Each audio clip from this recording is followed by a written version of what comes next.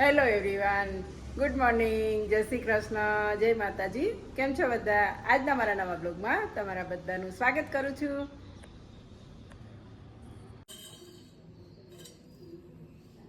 અત્યારે બપોરની રસોઈની તૈયારી ચાલુ કરી દીધી છે અને અમે અત્યારે બનાવવાના છીએ ભરેલા કારેલા. આપણે કારેલા સુધારી લીધા છે, આવી રીતે સાફ કરી અને પાણીમાં મીઠું નાખી અને 15-20 મિનિટ આપણે રહેવા દઈશું એને. આ 15-20 મિનિટ એમાં પાણીમાં રહે, મીઠાવાળા પાણીમાં, એટલે એની કડવાશ ઓછી થઈ જાય ત્યાં સુધી આપણે એમાં મસાલો જે ભરવાનો છે એની તૈયારી કરી લઈ. અહીંયા કઢાઈ મૂકી દીધી છે. હવે એમાં બેસન નાખશું.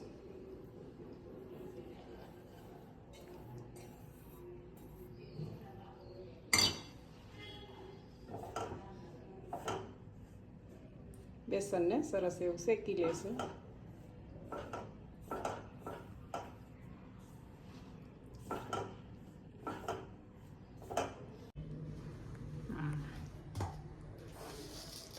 બેસન અહીંયા શેકી લીધું છે, સરસ એવું આવું શેકાઈ ગયું છે.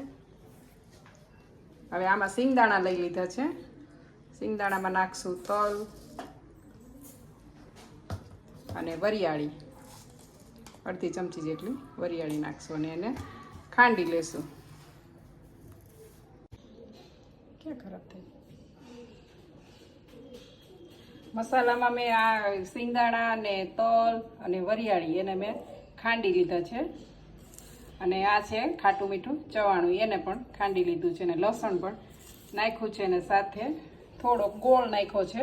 તમને જો મીઠા થોડુંક ભાવતા હોય તો નાખવાનું, ન નાખવું હોય તો કાંઈ નહીં. હવે આપણે આ રેગ્યુલર મસાલા જે છે એ પણ નાખી દઈએ. થોડી હળદર નાખીશું. એમાં નાખશું આપણે ચટણી અને ધાણા જીરું. મીઠું નાખશું ટેસ્ટ પ્રમાણે.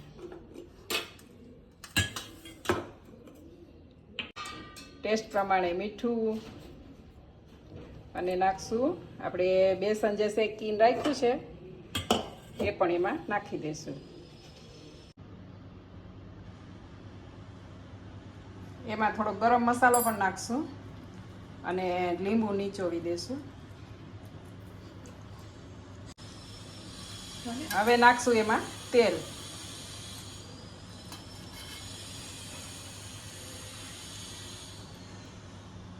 તેલ નાખી અને સરસ એવું આપણે બધું મિક્સ કરી લઈશું.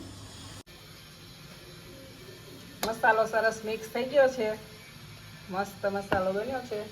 અને કારેલાને જે આપણે મીઠાવાળા પાણીમાં રાખ્યા હતા ને એને 4-5 પાણીથી ધોઈ લીધા છે અને કોરા કરી લીધા છે. હવે આપણે આ મસાલો બધો કારેલામાં ભરી દઈશું.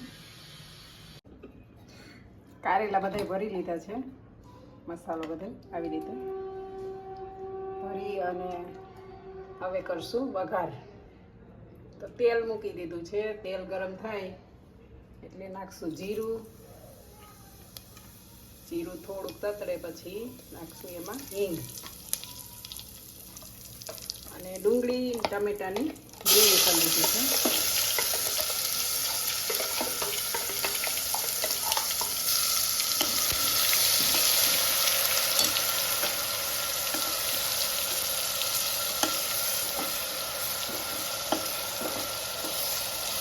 સરસ એવું ગ્રેવીને થોડી તતાડવા દઈશું. મસ્ત એવી થઈ જાય પછી થોડાક મસાલા નાખશું. ડુંગળી ને ટમેટા સરસ એવા ચડી ગયા છે. હવે એમાં નાખશું ચટણી, થોડુંક ધાણા જીરું અને આપણે જે મસાલો બનાવીને રાખ્યો છે એ પણ થોડોક નાખશું એટલે એનાથી ગ્રેવીનો ટેસ્ટ સરસ આવે અને થોડોક ઘાટો પણ રસો થાય.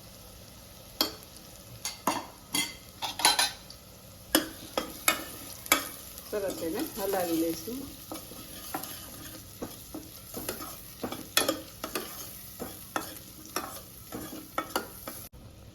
થોડુંક નાખશું મીઠું. બધું મિક્સ કરી અને હવે કારેલા ભરેલા છે એ પણ એમાં મૂકી દઈશું.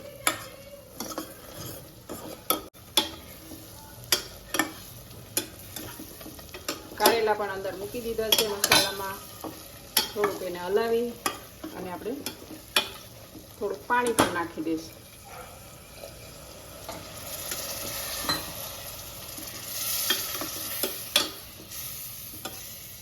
હવે એને ઢાંકી અને 3 સીટી થવા દઈશું. ત્યાં સુધીમાં કારેલા સરસ ચડી જશે.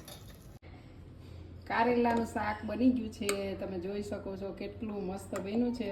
જોઈને જ ખાવાનું મન થઈ જાય. અને અહીંયા આપણે રોટલી પણ બને છે અને સાથે છે છાશ ને પાપડ. તો ચાલો બધા બપોરા કરવા. અત્યારે 6:45 થવા આવ્યા છે અને આપણે રસોઈની તૈયારી ચાલુ કરી દીધી છે. આજે આપણે બનાવવાના છે બટેટા ભૂંગળા. તો મેં લઈ લીધા છે બટેટા.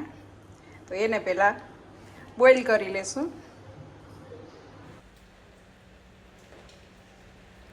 બટેટાને મેં બાફવા મૂકી દીધા છે કુકરમાં અને સાઈડમાં મેં તેલ પણ મૂકી દીધું છે ગરમ થવા માટે, કેમ કે આપણે ભૂંગળા તળવાના છે.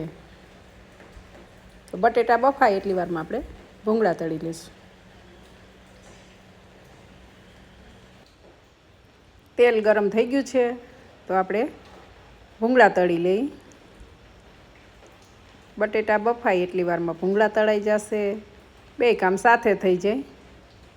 તો મેં ભૂંગળા તળી અને ચીપિયાથી બધું આવી રીતે એક એક ભૂંગળામાંથી તેલ નિતારી લીધું, કેમ કે અંદરથી પછી આપણે ખાઈએ ને અંદરથી તેલ નીકળે ને એ મને જરાય ન ગમે. અને જેટલું તેલ આપણે જેટલું ઓછું ખાઈએ ને એટલું સારું. તો ભૂંગળામાં તો કેમ કે અંદર છે ને થોડુંક તેલ ભરાઈ રહી, તો એ આવી રીતે મેં એક એક ટીપું આમ કરી અને તેલ પણ બધું ભૂંગળામાંથી નિતારી લીધું છે. ભૂંગળા બટેટા તો બધાને ભાવે, મોટાઓને પણ ભાવે, બાળકોને પણ ભાવે, બધાને જ ભાવે બટેટા ભૂંગળા. તો આજે તો કીધું ચાલો એવો સરસ બહાર વરસાદ આવે છે તો કીધું આપણે આજે ભૂંગળા બટેટાનો પ્રોગ્રામ બનાવીએ.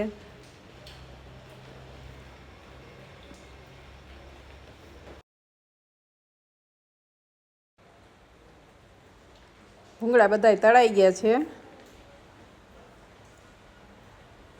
અને અહીંયા મેં બટેટા પણ બફાઈ ગયા છે તો એને ઠંડા થવા માટે મેં કાઢી લીધા છે.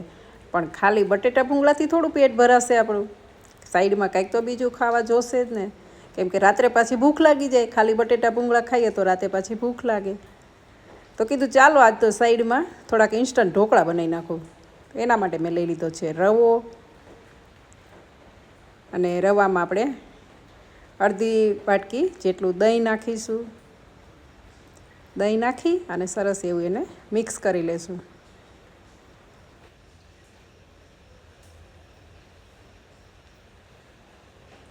હવે એમાં થોડું થોડું પાણી નાખી અને સરસ એવું આપણે બેટર બનાવી લઈશું.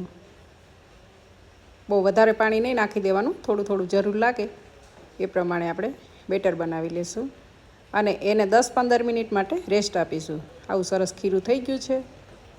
હવે એને 10-15 મિનિટ માટે ઢાંકી અને રહેવા દઈશું. ત્યાં સુધીમાં આપણે બટેટાનો વઘાર કરી લઈ. તો અહીંયા મેં તેલ મૂકી દીધું છે અને એમાં નાખ્યું છે લસણ, કેમ કે લસણિયા બટેટા કરવાના છે તો લસણ તો નાખવાનું જ હોય વધારે થોડુંક. તો આમાં લસણ પહેલાં સાતળી લઈએ ને તો એનો સરસ ટેસ્ટ આવે છે.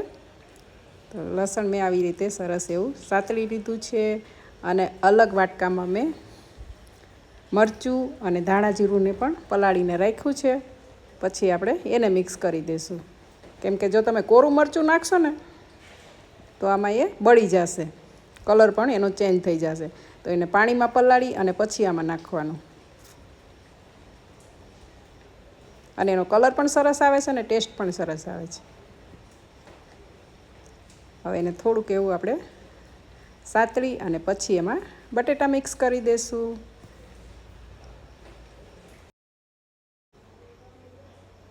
ટેસ્ટ પ્રમાણે નાખશું મીઠું. તમે જે પ્રમાણે ખાતા હોય એ પ્રમાણે મીઠું નાખી દેવાનું. થોડુંક પાણી નાખીશું, બહુ વધારે નહીં નાખવાનું. અને થોડીક વાર એને મસાલાને થોડુંક ચડવા દઈશું. થોડોક મસાલો ચડી જાય પછી આપણે એમાં બટેટા નાખી દઈશું.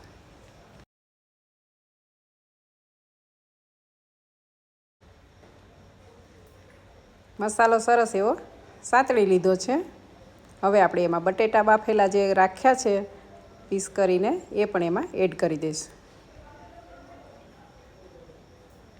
સરસ એને હલાવી લેશું. બટેટા નાખી અને સરસ એને મિક્સ કરી લઈશું અને 1-2 મિનિટ માટે જ ઢાંકીને થવા દઈશું. આપણા લસણિયા બટેટા તૈયાર છે. અહીંયા સાઈડમાં જે આપણે ઢોકળાનો જે રવો પલાળીને રાખ્યો છે, દહીં અને રવાને 15 મિનિટ રેસ્ટ આપ્યો છે. પછી એમાં આપણે થોડીક હળદર નાખીશું, ટેસ્ટ પ્રમાણે મીઠું નાખીશું અને નાખશું થોડીક ખાંડ. જો તમને ખાટા મીઠા તીખા ભાવતા હોય તો તમારે ખાંડ નાખવાની અને ન ભાવતી હોય તો આપણે એવોઈડ કરવાની. એવું નથી કે નાખવી જ પડે. તમને મીઠા ન ભાવતા હોય તો ખાંડ નહીં નાખવાની. આદુ મરચાં અને લસણને ખાંડીને નાખીશું અને સરસ એને મિક્સ કરી લેશું. અહીંયા મેં સ્ટીમર પણ મૂકી દીધું છે કેમ કે આપણે ઢોકળાને સ્ટીમ કરવાના છે. તો સાઈડમાં સ્ટીમર પણ મૂકી દીધું છે અને અહીંયા ડીશ પણ રેડી કરી લીધી છે. આપણે થોડુંક તેલ પણ નાખીશું ઢોકળામાં, જેથી કરીને ઢોકળા ઠંડા થાય તો એ ડૂચો ના વળે અને એવા સરસ સોફ્ટ રહે. થોડુંક તેલ તો જરૂર નાખવાનું. તેલ નાખવાથી શું ઢોકળા છે ને ખાઈએ ત્યારે એકદમ સોફ્ટ લાગે. થોડુંક આખું જીરું પણ નાખશું કેમ કે જીરુંનો ટેસ્ટ છે ને ઢોકળામાં બહુ જ સરસ લાગે છે. અમને તો બહુ ભાવે છે. જો તમને ભાવતું હોય તો નાખવાનું. અને આપણે થોડોક નાખશું ઈનો કેમ કે ઈનો નાખવાથી ઢોકળા ફૂલી અને સરસ એવા જાળીવાળા બને છે. એને એક્ટિવેટ કરવા માટે થોડુંક પાણી નાખીશું અને સરસ એવું હલાવી લઈશું એને. તમે જોઈ શકો છો જેવી રીતે તમે હલાવશો ને એવી રીતે એમાં બબલ્સ થવા મળશે, અંદર બધી જાળી થવા મળશે. જેટલું એને ફેટશો ને એટલું ફૂલીને સરસ થશે. જો ખીરું કેટલું સરસ બની ગયું, એકદમ જાળીવાળું થઈ ગયું. હવે આપણે જે ડીશમાં તેલ લગાવીને રાખ્યું છે એ ડીશમાં આપણે બધું બેટર નાખી દઈશું અને એને 15 મિનિટ માટે સ્ટીમ કરી લઈશું. આપણે સાઈડમાં પાણી ગરમ કરવા માટે મૂકી જ દેવાનું કેમ કે આ પ્રોસેસ કર્યા પછી તરત જ એને મૂકી દેવાનું તમારે સ્ટીમરમાં. આને પછી પડ્યું ને એમ જ નહીં રાખવાનું. પાણી ઉકળેલું સાઈડમાં હોવું જોઈએ, જેથી કરીને આ પ્રોસેસ કર્યા પછી તાત્કાલિક તમે ડીશ એમાં મૂકી જ દેવાની સ્ટીમરમાં.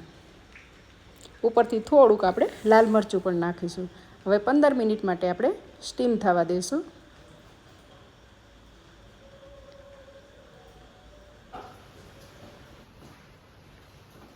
રસોઈ તો બની ગઈ છે પણ અત્યારે લાઇટ વહી ગઈ છે. આપણે લસણિયા બટેટા પણ બનાવ્યા છે મસ્ત એવા, સાથે ડુંગળી પણ સુધારી છે, લીંબુ છે અને બનાવ્યા છે ઇન્સ્ટન્ટ ઢોકળા.